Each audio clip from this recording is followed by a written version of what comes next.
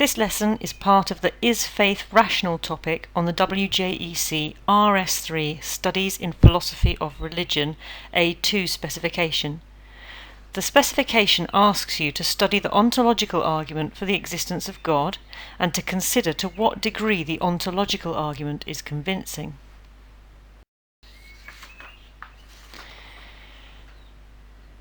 St. Anselm of Canterbury, who presented a version of the ontological argument, felt that faith and reason could go together. Whilst he felt that faith should come first, he said that reason could demonstrate what faith has already declared as certain.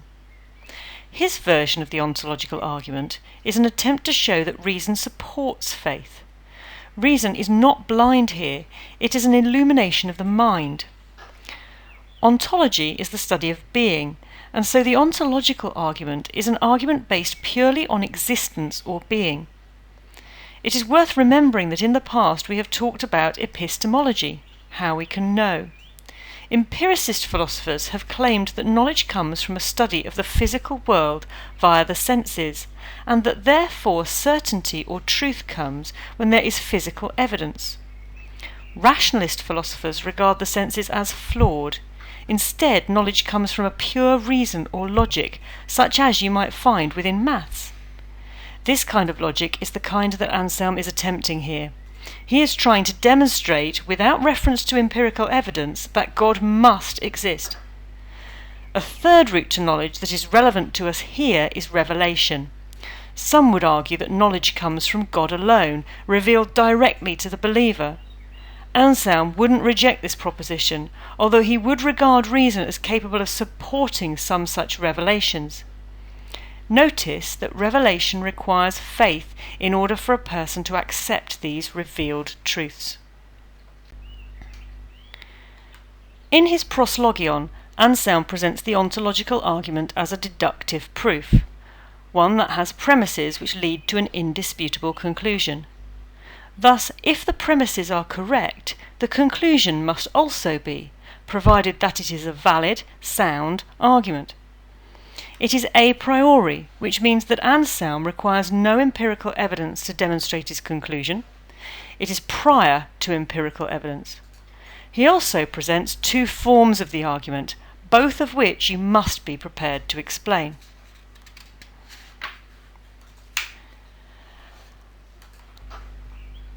In his first form, Anselm quotes Scripture, Psalm 14. This is an example of the revelation from God which Anselm believed was absolutely true. He claimed with this passage that not only does God exist, but it is foolish, not merely wrong, to doubt it. If it is foolish to doubt it, then there must be a certain indisputable argument to prove it. Anselm goes on to say that even the fool who denies God must have a concept of God inside their head. In this way, we must have an idea of God in order to know what it is that we are denying. We cannot claim that God doesn't exist unless we know what God is supposed to be. Here, the concept that we have of God is a being that than which nothing greater can be conceived. God at least then exists in the mind, in intellectu, as a concept, if nothing else.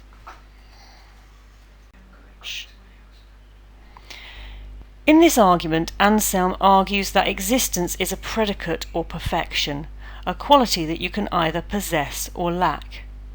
The word God here is the subject, the thing we are talking about.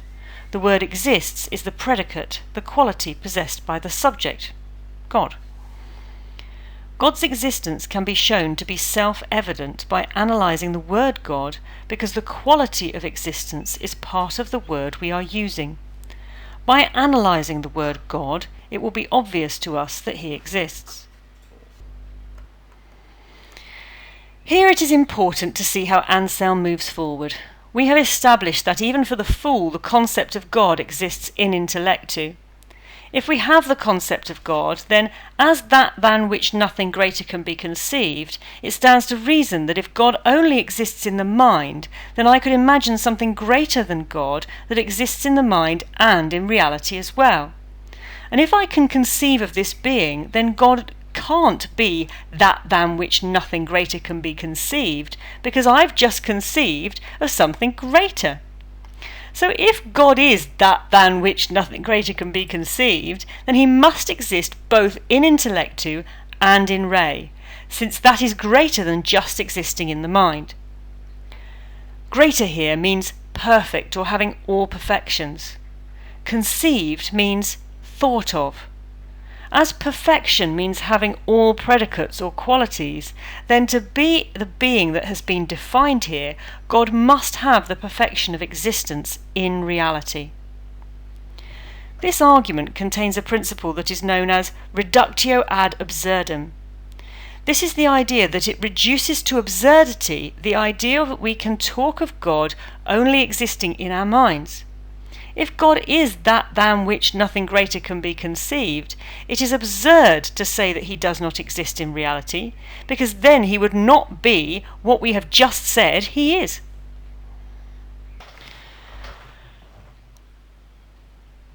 Anselm points out that it is a paradox to say that God is that than which nothing greater can be conceived, and then say he doesn't exist.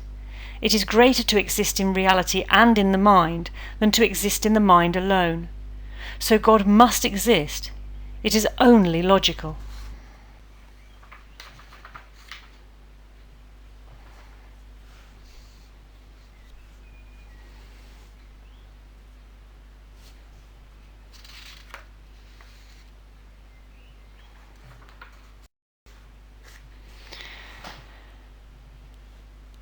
An analytic statement is one that is true by definition, such as a tautology. For example, 2 + 2 = 4 is an analytic statement because it needs no further checking or analysis. We don't need to find more evidence to demonstrate that it is true, and we don't need to venture into the empirical world for evidence. Logically, it is a truth. An existential proposition is a statement or proposal about existence. Here, then, the phrase God exists is a statement concerning existence that is true by definition.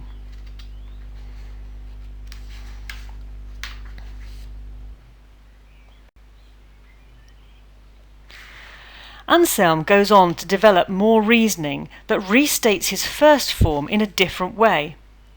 Here we revisit some vocabulary that you should be familiar with from the cosmological argument. This second form gives us a little more information about what this God's qualities must be.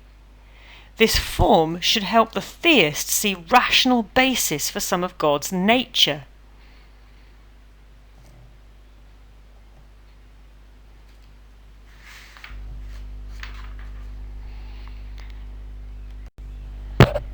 In this second form of the argument, Anselm argues that it is greater to exist as a necessary being than as a contingent being, since contingent beings are dependent upon other things for their existence.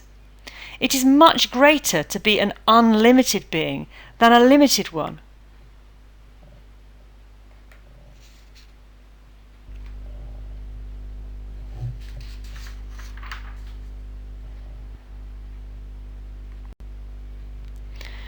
Since we can conceive of a being that cannot not exist, i.e., one which must exist, we can acknowledge that it is greater to exist necessarily than to be contingent. If God is that than which nothing greater can be conceived, logic requires us to accept that God must exist necessarily.